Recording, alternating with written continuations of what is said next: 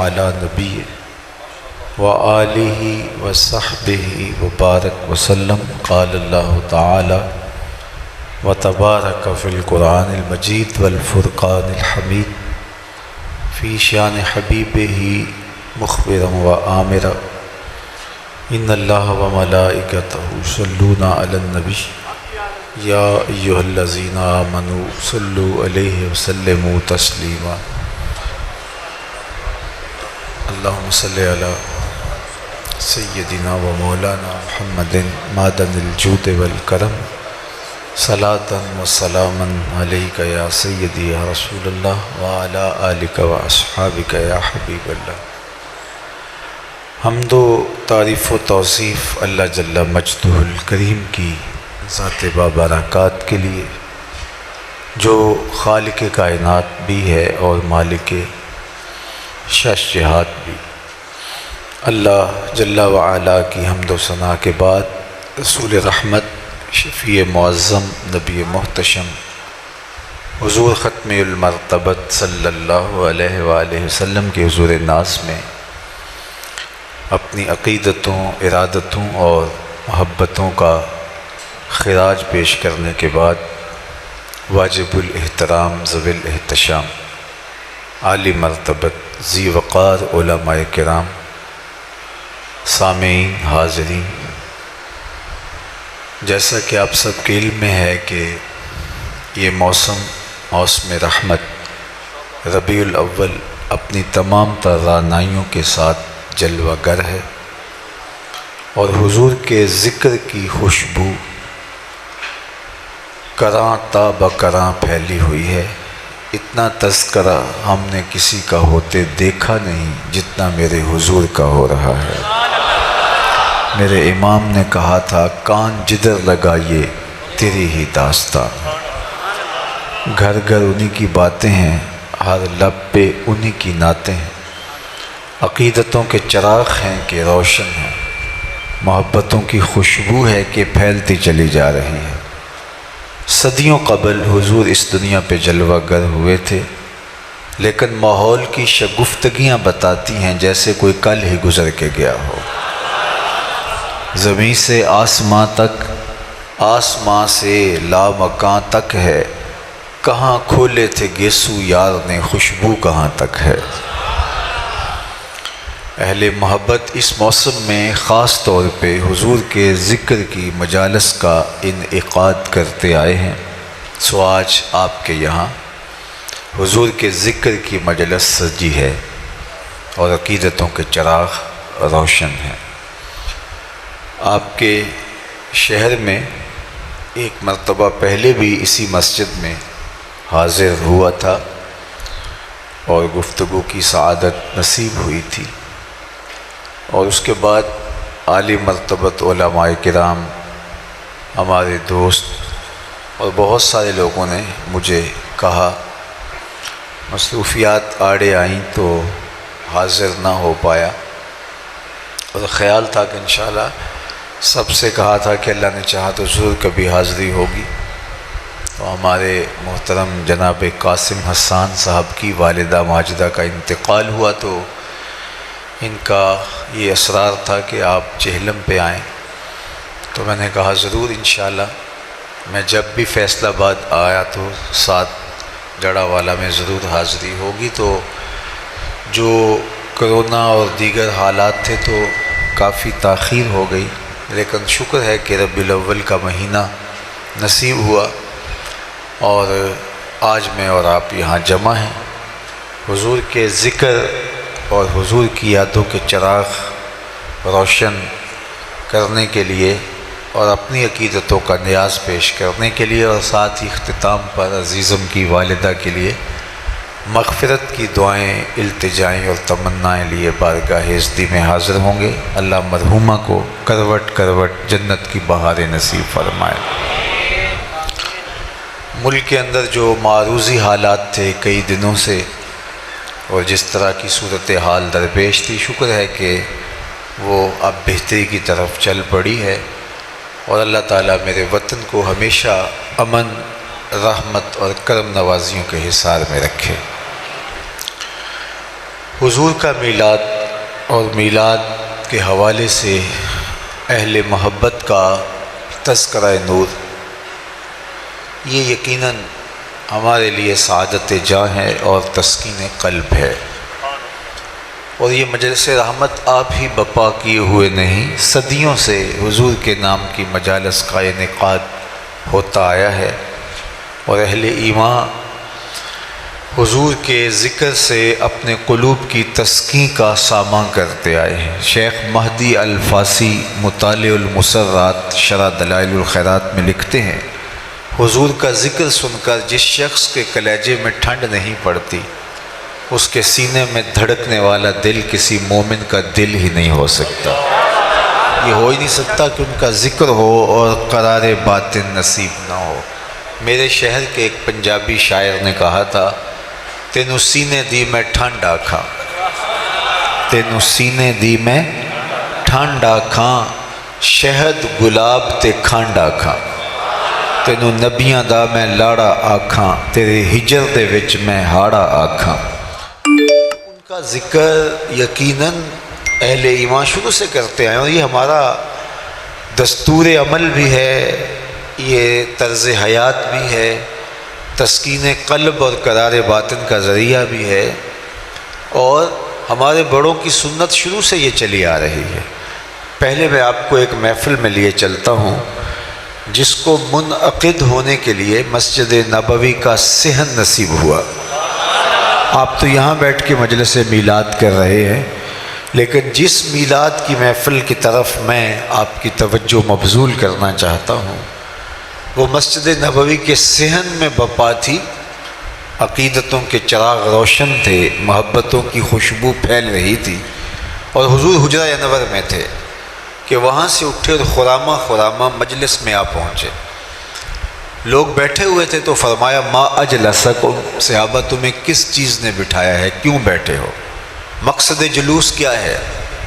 تو انہوں نے برجستہ جواب دیا، جلسنا نذکر اللہ وَنَحْمَدُهُ عَلَى مَا هَدَانَا لِدِينِهِ وَمَنَّ عَلَيْنَا بِكَ۔ ہمارے بیٹھنے کا مقصود یہ ہے کہ ہم اللہ کی حمد بول رہے ہیں، اس کا شکر ادا کر رہے ہیں اس بات پر کہ اس نے ہمیں ہدایت دین دی اور آپ کی شکل میں اپنا کرم ہمیں نصیب فرمایا۔ آپ جو مل گئے اس پر ہم اللہ کا شکر ادا کرنے کی مجلس بپا کیے ہوئے۔ میں آپ سے پوچھوں کہ آپ یہاں کیوں بیٹھے، تو آپ کہیں جناب حضور کا ذکر سننے کرنے کے لیے بیٹھے، تو بات ختم ہو جائے گی۔ پوچھا کیوں بیٹھے ہو، کہا اللہ کا شکر ادا کرنے بیٹھے ہیں، اللہ کی حمد بولنے بیٹھے ہیں اس پر کہ اس نے ہمیں ہدایت دین دی۔ لیکن حضور نے فرمایا، کیا تم قسم دے سکتے ہو کہ واقعہ ہی تم اسی مقصد کے لیے بیٹھے ہو؟ تو صحابہ نے کہا جی حضور ہم قسم دے سکتے ہیں۔ تو باقاعدہ ان سے حلف لیا گیا اور انہوں نے باقاعدہ قسم اٹھائی کہ ہم حلف دیتے ہیں، قسم دیتے ہیں کہ ہمارے بیٹھنے کا کوئی اور مقصد نہیں ہے۔ عمومی طور پہ اس طرح کی چیزوں پہ قسم لی نہیں جاتی۔ میں آپ سے پوچھوں کیوں بیٹھے ہیں، تو آپ کے ذکر رسول کے لیے بیٹھے، تو بات یہیں ختم ہو جائے گی۔ تو میں آپ سے جب قسم لینے بیٹھ جاؤں گا تو آپ کو حیرت ہوگی۔ تو حضور علیہ السلام نے ان کے چہروں پہ پھیلے ہوئے استعجاب کو دیکھا تو فرمایا کہ میں تم سے جو ابھی قسم لی ہے وہ کسی تہمت کی بنیاد پر نہیں لی، کسی تشکیک کے ازالے کے لیے تم سے قسم نہیں لی، تمہارے قول کی صداقت میں کوئی شک اور تردد نہیں تھا کہ اس کو دور کرنے کے لیے قسم لی ہو، بلکہ ماجرا کچھ اور تھا، اور وہ یہ کہ تم یہاں بیٹھے تھے، میں حجرے میں تھا، اتانی جبریل علیہ السلام، میرے پاس جبریل امین حاضر خدمت ہوئے، فاخبرنی ان اللہ یباہی بکم الملائکہ، اور اللہ تعالیٰ جل شانہ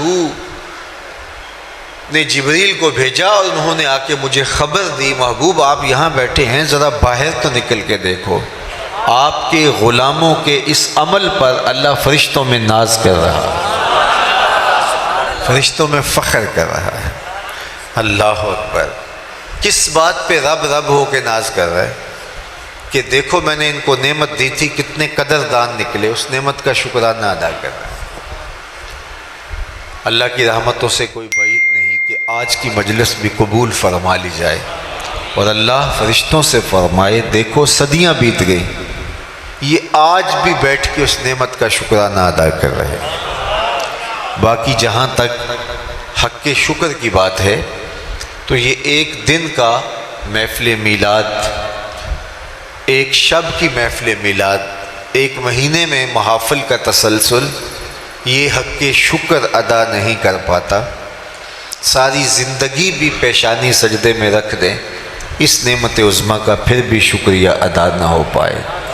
اس لیے کہ اللہ نے حضور علیہ السلام کی صورت میں اتنا بڑا انعام ہمارے اوپر کیا۔ میں تو یہ بات کہتا ہوں کہ ہمارے بدن پہ اتنے بال نہیں ہیں جتنے رسول اللہ کے احسانات ہیں۔ ہمارا بال بال قرض رسالت میں جکڑا ہوا ہے۔ ہمیں ان کے لائے ہوئے طریق کو، ان کی سنت کو، ان کے نظام شریعت کو عملاً اپنے اوپر نافذ کرنا پڑے گا، اور ہمارا طرز عمل، ہماری زندگی، ہمارے شب و روز، ہمارے لہجے، ہمارا اٹھنا بیٹھنا، نشست و برخاست گواہی دے کہ یہ حضور علیہ السلام کا غلام ہے۔ میرے استاد فرمایا کرتے تھے یہ نہ ہو کہ لوگ تمہیں پوچھیں تم کون ہوتے ہو اور تم مذہب کا حوالہ پیش کرنے کے لیے کارڈ پیش کرو، یہ دیکھو مذہب کے خانے میں اسلام لکھا ہے۔ تو فرمایا کرتے تھے صاحب نہ کسے پوچھنا پڑے، نہ تمہیں بتانے کی نوبت آئے، تمہاری وضاحت، طرز زندگی، انداز معاشرت، تمہارا کیا ہوا وعدہ، تمہاری گفتگو، تمہارے لہجے کی مٹھاس، تمہارا انداز تکلم، تمہارے زندگی کے اسلوب اور طور طریقے ایسے ہوں، تم دور سے چلے آ رہے ہو، لوگ کہیں وہ دیکھو حضور کا غلام آ رہا ہے۔ نور آنکھوں میں تو چہروں پہ اجالے ہوں گے، مصطفیٰ والوں کے انداز نرالے، دنیا میں بھی ان کے دم سے مقدر چمکا، محشر میں بھی ان کی رحمت کے حوالے ہوں گے۔ تو اگر ہم ساری زندگی شکریہ ادا کرتے رہیں پھر بھی حق کے شکر ادا نہ ہو، خدا شناسی تو بڑی دور کی بات ہے، ہم خود شناس بھی نہ ہوتے اگر حضور نہ آتے، ہمیں تعقل ذات بھی نصیب نہ ہوتا، من کا عرفان بھی نہ ملتا، خود ہی سے آگہی نہ ملتی، ہمیں یہ بھی نہ پتہ ہوتا کہ ہم کون ہیں۔ اور مجھے بتاؤ جس کو یہ بھی پتہ نہ ہو کہ میں کون ہوں، اس کے پلے ہوتا کیا ہے؟ اقبال نے کہا تھا اپنے من میں ڈوب کر پا جا سراغ زندگی، تو اگر میرا نہیں بنتا نہ بن، اپنا تو بن۔ اور جو اپنا بھی نہیں، جس کو پتہ ہی نہیں کہ میں کون ہوں، 22ویں گریڈ کا افسر ہو اور درجہ چہارم کے ملازم کو سلوٹ کر رہا ہو، تو لوگ کہیں اس کو پتہ ہی نہیں ہے کہ اس کا منصب کیا ہے۔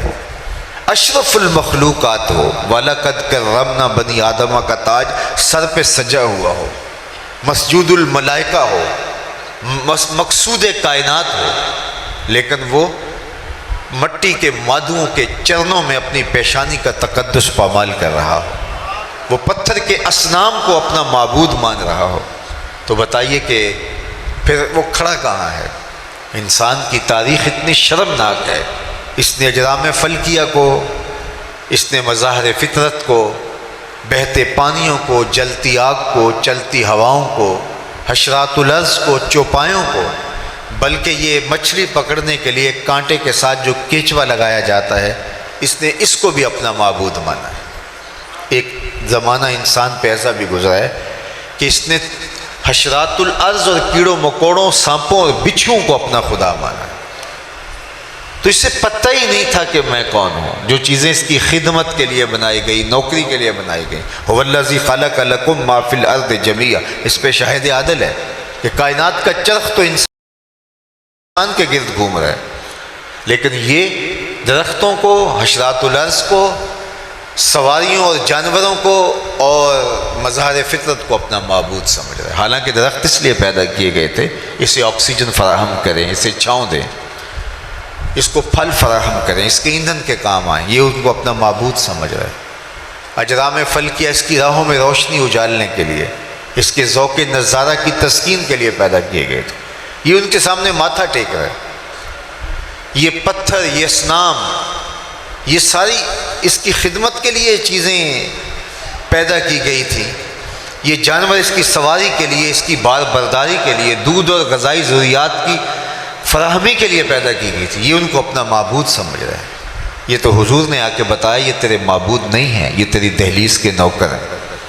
نہیں تو دیکھ، چاند کو پوچھتا ہے، معبود سمجھتا ہے، یہ دیکھ انگلی اٹھتی ہے اور وہ ٹکڑے ہو کے قدموں میں آتا ہے۔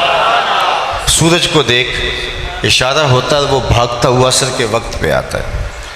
درختوں کو میں ہی نہیں جا کے تو ہی کہہ دے تمہیں اللہ کا رسول بلا رہا، تو درخت کے قدموں میں سلامی بھی دیتے ہیں، سجدہ ریز بھی ہوتے ہیں۔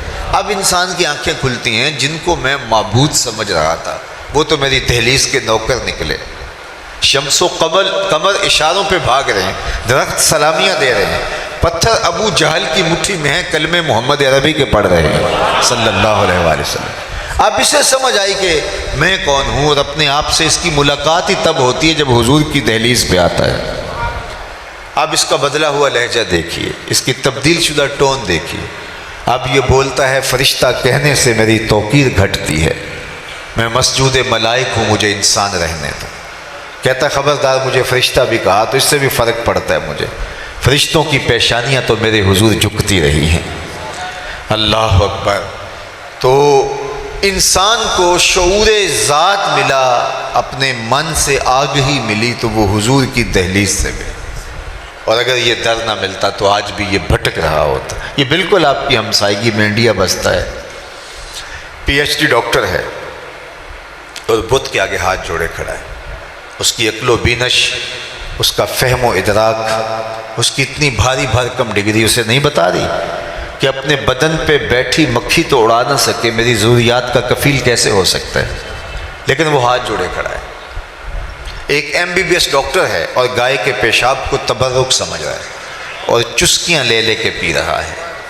اس کی طبیعت میں کوئی نفاست نہیں ہے، جو فیصلہ دے کہ یہ ایک جانور کا بدبودار فضلہ ہے، اور اس کی طبیعت میں کوئی ایسی چیز نہیں کہ اس کو اس سے تعفن محسوس ہو، اس کی طبیعت میں تقدر آئے، تو وہ اتنا پڑھا لکھا ہونے کے باوجود بھی شعور کی پستیوں میں گرا ہوا ہے کہ ایک جانور کے فضلے کو تبرک سمجھ رہا ہے۔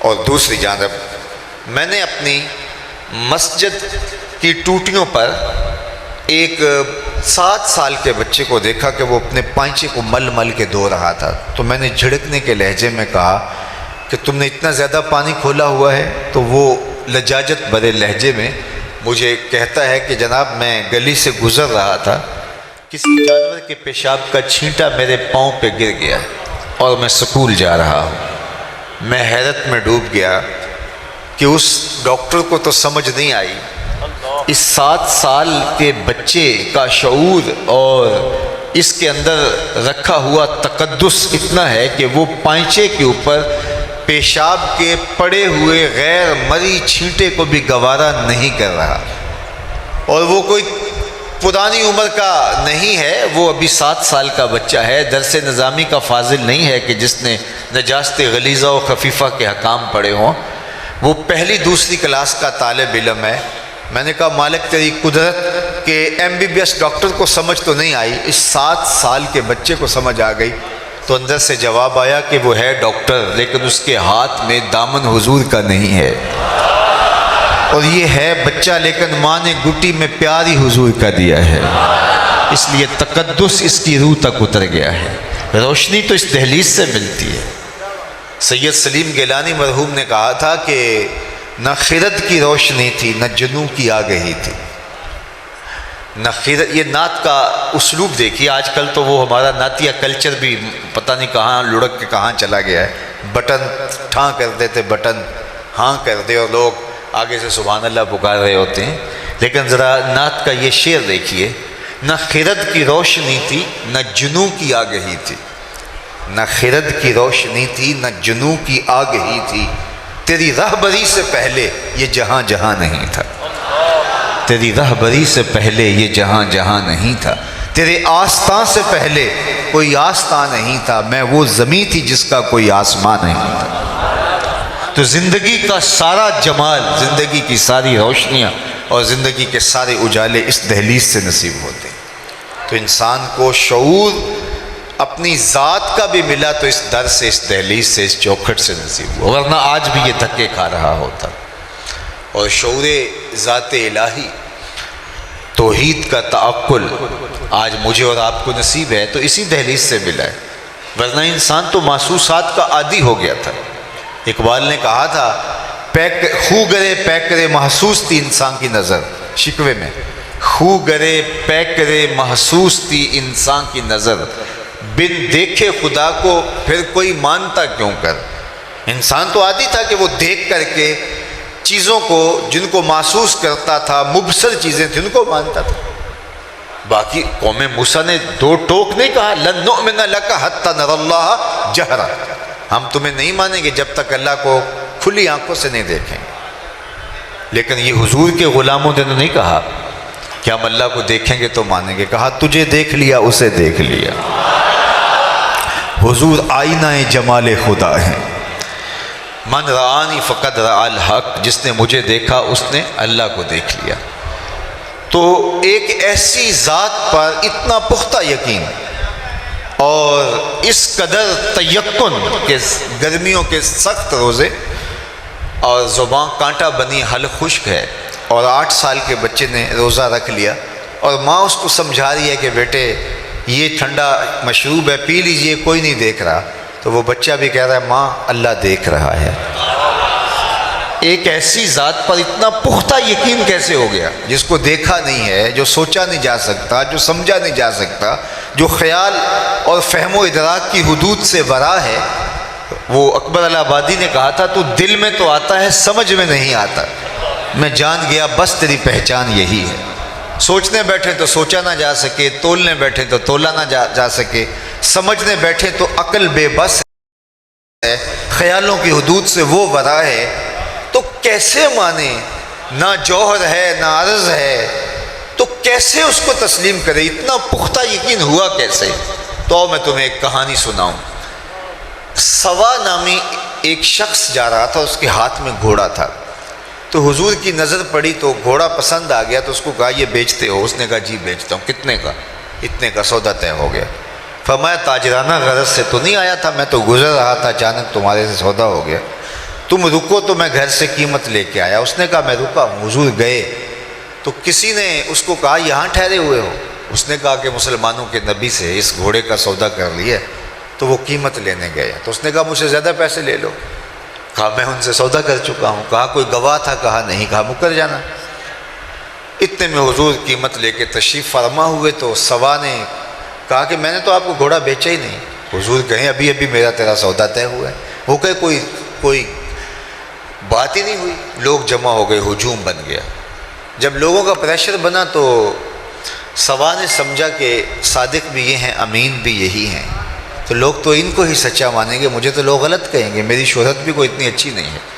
میرا خیال تھا کہ وہ آئیں گے، قیمت دینا چاہیں گے، میں مکر جاؤں گا، بات ختم ہو جائے گی، تو لوگ جمع ہو گئے۔ اس نے کہا اچھا جی آپ بتائیے، جب دو آدمیوں کے مابین یوں نزاع بن جائے تو آپ کی شریعت میں تصفیہ کی صورت کیا ہے؟ تو آقا کریم نے فرمایا میری شریعت یہ کہتی ہے جو مدعی ہے وہ گواہ لائے، اور اگر اس کے پاس گواہ نہیں تو والیمین علی من انکر، جو انکار کرتا ہے وہ قسم دیتے۔ اس نے کہا بات ختم ہو گئی۔ آپ کا دعویٰ ہے نا میں نے گھوڑا خریدا ہے، تو آپ گواہ لے آئیں، اور اگر آپ کے پاس گواہ نہیں ہے تو پھر آپ کی شریعت کے مطابق میری قسم بنتی ہے، تو میں قسم دے دیتا ہوں کہ میں نے بیچا نہیں۔ اب اتفاق یہ تھا کہ جب گھوڑے کا سودا ہوا تو اس وقت کوئی موقع پہ گواہ نہیں تھا، وہ مکر گیا تھا، اس کے لیے قسم دینا بھی کیا مشکل تھا۔ اس نے کہا جی ٹھیک ہے آپ کی شریعت کے مطابق ہی فیصلہ طے ہوا، اگر آپ نے گھوڑا خریدا تو گواہ لائیے، نہیں تو مجھ سے قسم لے لیجئے۔ مجمع میں موجود حضرت خزیمہ بن ثابت انصاری رضی اللہ تعالیٰ عنہ آگے بڑے، سینے پہ ہاتھ رکھا اور سوا سے مخاطبت کرتے ہوئے کہا گواہی مانگتا ہے، میں گواہی دیتا ہوں، اللہ کے رسول نے تم سے گھوڑا خریدا ہے اور جتنی قیمت میں بتا رہے اتنے میں سودا ہوا ہے۔ اب وہ مفت تو دے نہیں رہا تھا، اس نے باقاعدہ اپنی مرضی کی قیمت سے طے کیا تھا، بس زیادہ پیسوں کے لالچ میں آ گیا تھا اور مکر گیا۔ اس نے راستہ نکلنے کا پا لیا، کہا جی ٹھیک ہے میرا مطالبہ پورا ہو گیا۔ اس نے گھوڑا دیا، حضور نے قیمت دی، لوگ ہٹنے لگے، مجمع چھٹنے لگا، تو حضور نے حضرت خزیمہ کو قریب بلایا، کہا گھوڑا بھی مل گیا، بات بھی سچی، لیکن تم نے گواہی کیسے دی؟ تم تو موقع پہ تھے ہی نہیں۔ تو سنو جو حضرت خزیمہ بن ثابت انصاری نے کہا، آپ کے سینے میں ٹھنڈ پڑ جائے گی، میں تقریر یہیں بھی چھوڑ دوں تو آپ ناراض نہیں ہوں گے، اتنی خوبصورت بات ہے۔ تو حضرت خزیمہ بن ثابت انصاری رضی اللہ تعالی عنہ کو فرمایا تم نے کیسے گواہی دی؟ تم تو موقع پہ موجود ہی نہیں تھے۔ تو حضرت خزیمہ بن ثابت بولے حضور گھوڑا کیا ہے؟ آپ کے کہنے پہ ہم نے رب کی گواہی دے دی۔ رب کو دیکھا تھا آپ نے کہا نا، جنت اور دوزخ کی گواہی دے دی آپ نے کہا تھا، تو گھوڑا بھی آپ ہی کہہ رہے تھے۔ تو حضور نے حضرت خزیمہ بن ثابت انصاری کا ہاتھ پکڑا اور فضا میں بلند کیا، کہا جانے والوں ٹھہر جاؤ، رک جاؤ، کسی عدالت کچہری میں گواہوں کی ضرورت ہو تو میری شریعت 2 گواہ مانگتی، لیکن جہاں میرا خزیمہ ہوگا ایک کی گواہی 2 کے قائم مقام ہوگا۔ میرے امام بولے فیض پہنچا اے رضا احمد پاک کا، فیض پہنچا اے رضا احمد پاک کا، ورنہ ہم کیا جانتے خدا کون ہے۔ جو عقل و خیرت کی حدود سے ورا ہے تو اس پر یقین کیسے نصیب ہوا؟ یقین مصطفیٰ جان رحمت کی چوکھٹ سے نصیب ہوا۔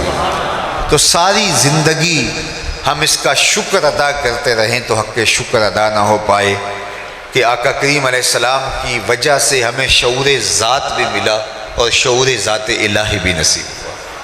ہمیں توحید کا تعقل اور نور اور ایمان اور تیقن اور یقین بھی نصیب ہوا، اور ہمیں اپنے من سے بھی آشنائی ملی۔ اور اگر یہ دولت نہ ملتی تو آج بھی ہماری پیشانی کسی بت کے آگے رسوا ہو رہی ہوتی، ہم کسی پتھر کو اپنا معبود مان رہے ہوتے۔ ایک شخص اسلام لانے کے بعد جاہلیت کی کہانی چھیڑ کے بیٹھ جاتا اور کہا کہ جب میں اسلام نہیں لایا تھا تو اس دور کی 2 باتیں ہیں، ایک یاد آتی ہے تو ہنسی نہیں رکتی، ایک بات یاد آتی ہے تو آنسو نہیں تھمتے۔ کہا وہ 2 باتیں کون سی ہے؟ کہا وہ بات جو یاد آئے تو ہنسی نہیں رکتی وہ یہ ہے کہ میں نے ایک سفر پہ جانا تھا، سامان باندھا تو اس میں سفری معبود بھی رکھ لیا، لیکن سامان کافی بوجھل ہو گیا تو میں نے کہا میں تو اپنے معبود کے بوجھ تلے دب کے مر جاؤں گا۔ تو میں نے وہ پتھر کا خدا نکال کر کے ایک طرف رکھ دیا اور ایک آٹا گوندھ کر کے چھوٹا سا معبود تیار کر لیا، اس کو دھوپ میں رکھ کے خشک بھی کر لیا اور اپنے سامان میں رکھ لیا۔ راستے میں پوجا پاٹ بھی چلتی رہی۔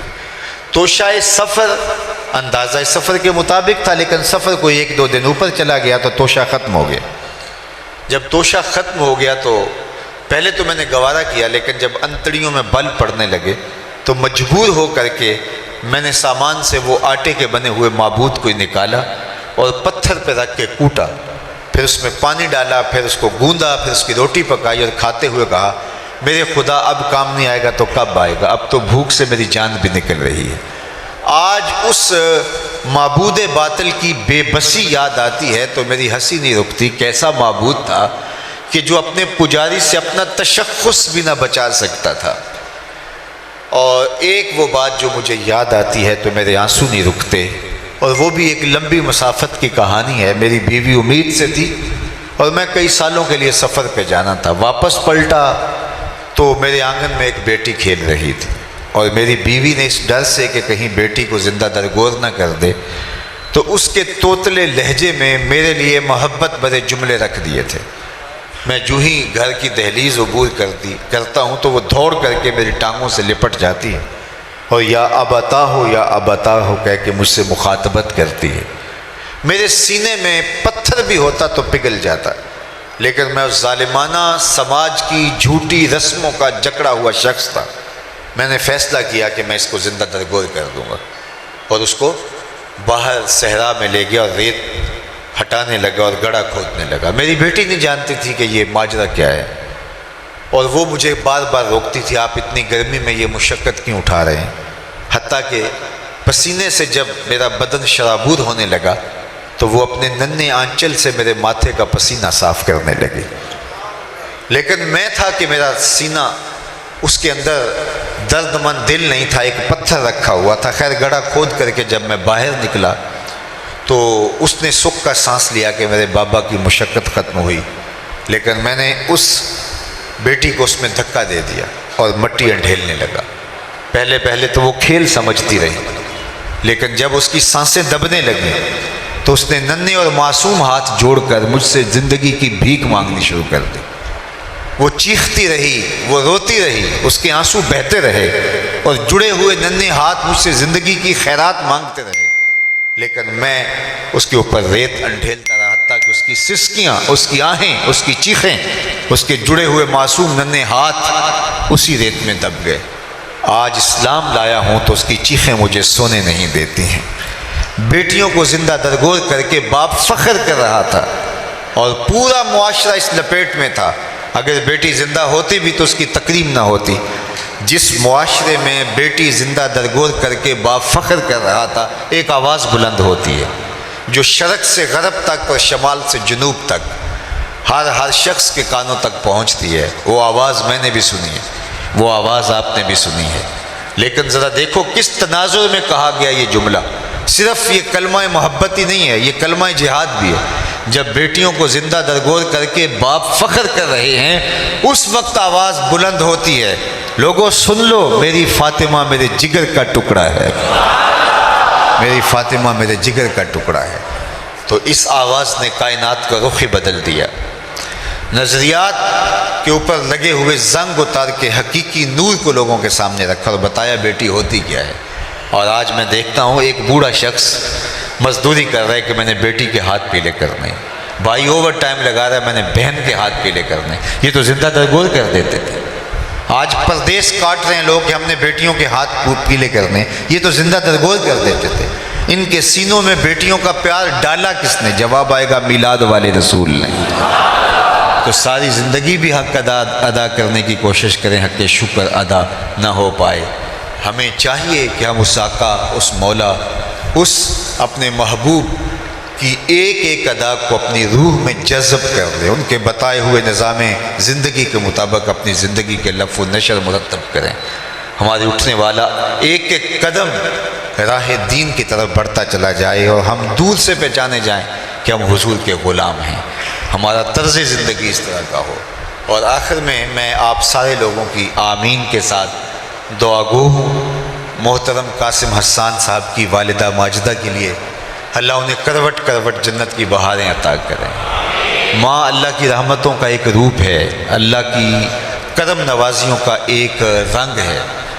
اللہ نے ماں کے سینے کے اندر جو امٹتا ہوا پیار رکھا ہے، محبت کی جو کائنات آباد کر دی ہے، اس کا کوئی بدل نہیں ہے۔ ماں جب بولتی ہے تو اس کے لہجے میں جبریل بولتا ہے، ماں جب مسکراتی ہے تو لگتا ہے جنت کی ساری کلیاں کھل اٹھی ہیں۔ تو ماں کا چلے جانا ایک بہت بڑی آزمائش، اللہ تعالیٰ جل شانہ ان کو صبر دے اور مرحومہ کو کروٹ کروٹ جنت کی بہاریں عطا فرمائے۔